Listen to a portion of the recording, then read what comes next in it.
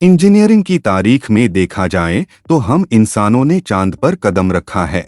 दुनिया की सबसे ऊंची इमारत तामीर की है। समंदर के नीचे टनल बनाकर 2 कॉन्टिनेंट्स तक को आपस में जोड़ दिया है। लेकिन जब बात आए इजिप्ट के अजीमो शान पिरामिड्स की तो यहाँ पर आकर दुनिया भर के इंजीनियर्स के पसीने छूट जाते हैं। वो राज जो 4500 सालों से दुनिया की हर टेक्नोलॉजी को चैलेंज कर रहा है। अक्सर लोग सोचते हैं कि इंसान इतनी तरक्की कर चुका है, क्या वह दोबारा से सिर्फ एक भी पिरामिड खड़ा कर सकता है? शायद सुनने में यह आसान लगे, लेकिन हकीकत इससे कहीं ज्यादा खौफनाक और महंगी है। ऐसा बेशक प्रैक्टिकल में ना हो, लेकिन आज हम कुछ ठोस कैलकुलेशंस करके पता लगाने की कोशिश करेंगे कि 2026 में अगर पिरामिड दोबारा बनाया जाए तो हमें किन किन चैलेंजेस का सामना करना पड़ सकता है और इस पूरे मेगा प्रोजेक्ट में कितना खर्चा आएगा। मैं एक बार फिर से खुशामदीद नाजरीन। इजिप्ट का कैपिटल काय दुनिया के उन अजीम शाहकार के साए तले मौजूद है जिन्होंने हजारों सालों से इंसानी अकल को दंग कर रखा है। गीजा प्लेटो के यह पिरामिड्स इजिप्ट के ताकतवर तरीन रूलर्स की निशानी है, मगर इन सब में फेरो कुफू का बनाया गया यह अजीम पिरामिड सबसे बड़ा और सबसे अलग है। कहा जाता है कि अगर आप एक पिरामिड खड़ा कर सकते हैं तो दुनिया में कुछ भी कर सकते हैं। यह इंसानी तारीख का वो अनमोल नमूना है जिसने बड़े से बड़े तूफानों का मुकाबला किया है। 147 मीटर ऊंचा 12 एकड़ पर फैला हुआ यह पहाड़ नुमा स्ट्रक्चर, यूं समझ ले यह 40 स्टोरी बिल्डिंग जितना ऊंचा और 10 फुटबॉल फील्ड्स जितना चौड़ा है। 200 लेवल्स में बिछाया गया यह पत्थरों का ढेर 60 लाख टन वजनी है और हर एक पत्थर का ब्लॉक रेंज रोवर की साइज जितना बड़ा। लेकिन असली हैरत तो इन पत्थरों की क्वांटिटी में छुपी है। 23 लाख ब्लॉक्स, जिनमें से हर किसी का कम से कम वजन 2 टन और ज्यादा से ज्यादा 60 टन है।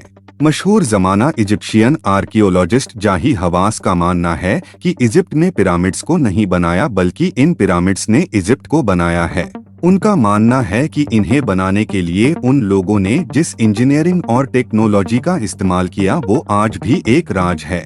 लेकिन यहाँ सवाल पैदा होता है कि अगर 4000 साल पहले के लोग यह कर सकते थे तो क्या आज की जदी दुनिया भी ऐसा कर सकती है? इसका सीधा साधा जवाब है नहीं। सबसे बड़ी वजह है मकसद। हमारे पास कोई वजह ही नहीं है पिरामिड जैसा स्ट्रक्चर बनाने की। 4500 साल पहले यह पिरामिड्स एंशिएंट इजिप्शियंस के खुदाओं फेरोज के मकबरे के तौर पर तैयार किए गए थे। उनके पास एक रिलीजियस मोटिव था, वो जज्बा और जुनून था, तभी उन्होंने इस आलीशान स्ट्रक्चर को जाहिर सी बात है इंतहाई मुश्किल के बाद खड़ा किया। पर मान लेते हैं कि अगर हमारे पास भी कोई मोटिव हो, कोई वजह हो और आज हमें पिरामिड का रेप्लिका बनाना पड़े, हूबहू दिखने वाला जो इतना ही मजबूत हो कि 4500 साल बाद भी खड़ा रहे, तो इसमें हमें किन किन मुश्किलात का सामना करना पड़ेगा? पिरामिड को बनाने के लिए सबसे पहला चैलेंज पैसों का पिरामिड अरेंज करना होगा। जी हाँ, पिरामिड दिखने में बेशक ही सिंपल लगते हैं,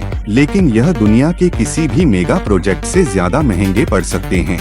दूसरा चैलेंज होगा जमीन सेलेक्ट करना। 60 लाख टन का यह पहाड़ खड़ा करने के लिए हम कोई आम जमीन नहीं खरीद सकते। यह इतना ही वजन है जितना 60 लाख नॉर्मल सेडान गाड़ियों का वजन होता है। इतनी ज्यादा गाड़ियां तो आज की तारीख में कायरो के शहर में भी रजिस्टर्ड नहीं है। और आपका यह बात भी जानना जरूरी है कि दुनिया की सबसे ऊंची बिल्डिंग बुर्ज खलीफा के नीचे बहुत मजबूत फाउंडेशन बनाई गई थी, लेकिन फिर भी उसका वजन सिर्फ 5 लाख टन है, यानी किसी भी एक पिरामिड का सिर्फ 8%। अगर जमीन की बेस कमजोर हुई तो यह आलीशान पहाड़ बनाने से पहले ही जमीन में धंसकर एक कब्रिस्तान बन जाएगा। जमीन का सही चुनाव इतना अहम है कि इसको एंशिएंट इजिप्शियंस ने भी काफी सीरियस लिया था। सिनेफू पिरामिड, जिसे बेंट पिरामिड भी कहा जाता है, फेरो कुफू के बाप का पिरामिड था और इसे बनाते वक्त उस वक्त के इंजीनियर्स ने एक गलती की थी। एक्सपर्ट्स का मानना है कि जमीन का सही से लेवल ना होना और नीचे बेड रॉक की खराब सपोर्ट की वजह से यह हल्का सा एक तरफ झुक गया। यही वजह है कि इसको ऊपर से मोड़ना पड़ गया। तो इसका मतलब है कि हमें ऐसी जमीन चाहिए जो रेतीली ना हो बल्कि उसके नीचे टेक्टोनिक प्लेट्स काफी स्टेबल हो। अगर हम गीजा प्लेटो को ही सिलेक्ट करें तो यहाँ 13 एकड़ जमीन की कॉस्ट और लीगल परमिट्स में 100 से 120 मिलियन डॉलर का खर्चा हो सकता है, यानी कि इंडियन रुपीस में 180 करोड़ रुपए और पाकिस्तानी रुपयों में यह रकम 3,360 करोड़ बनती है। जमीन लेने के बाद सेंसर्स के जरिए जमीन के 200 फीट नीचे तक का जायजा लिया जाएगा। साइज में टेस्ट होंगे ताकि अर्थक्वेक की सूरत में पिरामिड को नुकसान ना हो। इसमें तकरीबन $5 मिलियन का खर्चा आसानी से आ सकता है। इसके बाद एंशिएंट इजिप्शियंस ने जमीन को पानी के चैनल्स के जरिए लेवल किया था। आज हम लेजर लेवलिंग और जीपीएस गाइडेड बुलडोजर्स इस्तेमाल करेंगे। पूरी 13 एकड़ की जमीन को 1 मिलीमीटर के फर्क के बगैर बिल्कुल सीधा करना है, क्योंकि ज्योमेट्री के कानून के हिसाब से जमीन पर 1 मिलीमीटर का भी फर्क 147 मीटर की ऊंचाई पर 14.7 से .मी का झुकाव पैदा करेगा। और चूंकि हम पुराने जमाने की तरह सिर्फ बेड रॉक पर भरोसा नहीं कर सकते, हमें एक रीइंफोर्स्ड कंक्रीट मैट भी डालना होगा। इसमें लाखों टन कंक्रीट और स्टील की जरूरत होगी, तब जाकर तैयार होगी एक ऐसी फाउंडेशन जो 4000 साल तक हमारे पिरामिड के वजन को झेल सके। अगर 4 मीटर मोटी कंक्रीट की फाउंडेशन डलेगी तो इसमें 5 लाख टन कंक्रीट इस्तेमाल होगा। जितना कंक्रीट यहाँ सिर्फ फाउंडेशन में इस्तेमाल हो रहा है, उतना तो पूरे मेगा प्रोजेक्ट में इस्तेमाल होता है, यानी 10 से 15 लाख सीमेंट की बोरियां, कई 100 कंक्रीट मिक्सचर ट्रक्स और हजारों लोगों का मैन पावर। रफ एस्टिमेट्स के हिसाब से फाउंडेशन पर ही सिर्फ 400 मिलियन का खर्चा आएगा। जमीन की कॉस्ट $1 मिलियन, लेवलिंग और स्कैन्स पर 50 मिलियन और फाउंडेशन बनाने में 400 मिलियन, यानी अभी पिरामिड का एक पत्थर भी नहीं लगा और खर्चा $550 मिलियन तक पहुंच चुका है। 4,950 करोड़ इंडियन और 15,400 करोड़ पाकिस्तानी रुपीस। अभी तक हमने जो कुछ भी किया इसमें कम से कम 3 साल का वक्त लगेगा, लेकिन असल मसला तो अब शुरू होगा। 23 लाख पत्थर और वो भी एसयूवी जितने बड़े। इन्हें कहां से लाया जाएगा? कौन सी ऐसी मशीन है जो 60 लाख टन का बोझ उठाकर 147 मीटर ऊपर लेकर जाएगी? जमीन तैयार है, बुनियाद भर चुकी है, लेकिन अब हमारे सामने वो सवाल है जिसका जवाब बड़े से बड़े इंजीनियर्स के पास भी नहीं है कि 23 लाख पत्थरों के ब्लॉक्स को रेक्टेंगल शेप में कैसे काटा जाए। आज के दौर में एक फैक्ट्री ठीक ऐसा ही पत्थर काटकर सप्लाई करना शुरू करें तो ज्यादा से ज्यादा वह दिन में 100 बड़े पत्थर काट कर दे सकती है। अगर इस स्पीड से यह काम हुआ तो 23 लाख कटे हुए पत्थर अरेंज करने में 63 ईयर्स का वक्त गुजर जाएगा। पर अगर हमें यह काम सिर्फ 5 साल में करना है तो आज के दौर की डायमंड वायर 100 जैसी 250 मशीनस एक साथ चलानी पड़ेंगी, वह भी दुनिया के मुख्तलिफ हिस्सों में नहीं बल्कि सीधा स्टोन क्वेरी के अंदर। ऐसे एक दिन में 1260 ब्लॉक्स की सप्लाई मिल सकेगी। यह एक मशीन $1 लाख की है, तो कैलकुलेशंस के हिसाब से हमें सिर्फ कटिंग इंफ्रास्ट्रक्चर पर $1 मिलियन का खर्चा करना होगा, तब जाकर हम 5 साल में इतने पत्थर काट सकते हैं। वरना 63 ईयर्स तो क्या सदियां भी बीत सकती हैं। उस दौर में इन पत्थरों को छेनी हथौड़ों से काटने में कितना वक्त और मैन पावर लगा होगा, इसका अंदाजा अब आप आसानी लगा सकते हैं। पिरामिड को बनाने में सिर्फ लाइमस्टोन ही नहीं बल्कि अंदर के किंग्स चेम्बर को बनाने में ग्रेनाइट भी इस्तेमाल हुआ, और यह दोनों किस्म के पत्थर आज की तारीख में काफी कॉस्टली हैं।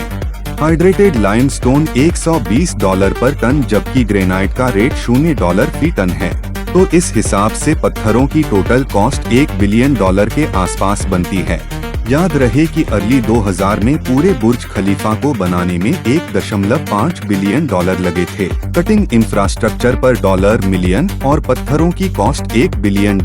इन मशीनस को चलाने के लिए 5 सालों में जितनी इलेक्ट्रिसिटी इस्तेमाल होगी उसके बारे में भी कुछ हैरतअंगेज फिगर्स सुन लें। डायमंड वायर शॉ कोई आम घर का एसी नहीं है। यह भारी भरकम मशीनस इतने बड़े ब्लॉक्स का सीना चाक करने की ताकत रखती हैं।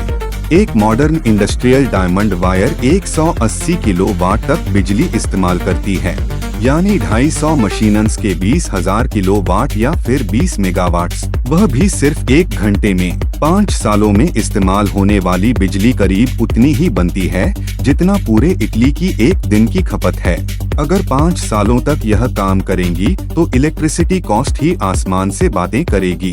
155 मिलियन, वो भी बगैर टैक्सेस के। अब आते हैं इन पत्थरों की ट्रांसपोर्ट पर। मान लेते हैं कि यह पत्थर वहीं से काटे गए जहां से एंशिएंट इजिप्शियंस ने हासिल किए थे। गीजा से 900 किमी दूर असवान में मौजूद स्टोन क्वेरी से अगर पिरामिड को दोबारा तामीर किया गया तो यह इंसानी तारीख का सबसे बड़ा ट्रांसपोर्ट ऑपरेशन होगा। एक standard heavy duty trailer 30 ton का बोझ उठा सकता है, तो 60 लाख टन पत्थर ट्रांसपोर्ट करने में 2400 ट्रक्स लगेंगे, यानी एक दिन में 132 ट्रिप्स। अब क्योंकि यह 900 किमी का रास्ता है जो हैवी ड्यूटी ट्रक्स 3 से 5 दिनों में कवर करेंगे। अगर एक दिन में 132 ट्रक्स साइट पर पहुंचाने हैं तो 500 ट्रक्स ऐसे होंगे जो हर वक्त अगले 5 सालों तक रास्ते में ही होंगे। रफ कैलकुलेशंस के हिसाब से सिर्फ ट्रांसपोर्ट ऑपरेशन में ही 200 मिलियन का खर्चा आएगा। और बताता चलूं कि इसमें रोड टैक्स शामिल नहीं है।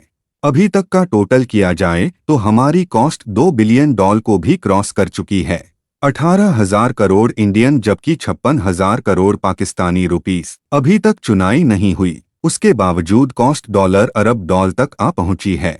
अब पत्थर कट रहे हैं और हर 10 मिनट में एक ट्रक कंस्ट्रक्शन साइट पर पहुंच रहा है। अब हम इस प्रोजेक्ट के सबसे खतरनाक और मुश्किल मरहले में दाखिल हो चुके हैं, पत्थरों की चुनाई। मसला यह है कि इन पत्थरों को एक के ऊपर एक रखकर 147 मीटर ऊंचा पिरामिड कैसे खड़ा किया जाए। पिरामिड में इस्तेमाल होने वाले पत्थरों का वजन 2 टन से लेकर 60 टन है और किंग्स चैम्बर की छत पर लगाया गया ग्रेनाइट का ब्लॉक तो 80 टन वजनी है। दुनिया में ऐसी कोई कन ही नहीं जिसका बाजू 230 मीटर का हो और वह 80 टन का वजन उठा सके, क्योंकि कन का बाजू जितना बड़ा होगा फिजिक्स के कानून कहते हैं कि उसकी वजन उठाने की कैपेसिटी उतनी ही कम हो जाएगी। इसके लिए केन्स का एक पूरा नेटवर्क बनाना पड़ेगा। हमें के रोल के 10,000 जैसी मैसिव टावर केन्स चाहिए होंगी जो दुनिया की सबसे ऊंची केस हैं। यह एक तरह का स्ट्रक्चर बनता है ताकि कन ज्यादा वजन उठा सके, पर इन केस की एक लिमिट होती है। जैसे जैसे पिरामिड ऊंचा होगा इन केन्स को बार बार डिसेंबल करके ऊंचा करना पड़ेगा। पिरामिड्स के ब्लॉक्स को मिलीमीटर एक्यूरेसी से एक दूसरे के साथ रखा गया था, इतनी एक्यूरेसी कि उनके बीच क्रेडिट कार्ड भी नहीं घुस सकता। यह सारा कमाल उस दौर के पत्थर काटने वालों और उन मजदूरों का है जिन्होंने अपनी जान दांव पर लगाकर यह कारनामा सर अंजाम दिया। इवन केन्स की मदद से भी किंग्स चैम्बर के ऊपर 80 टन के ग्रेनाइट ब्लॉक को हवा में लटकाना भी मौत को दावत देने जैसा है।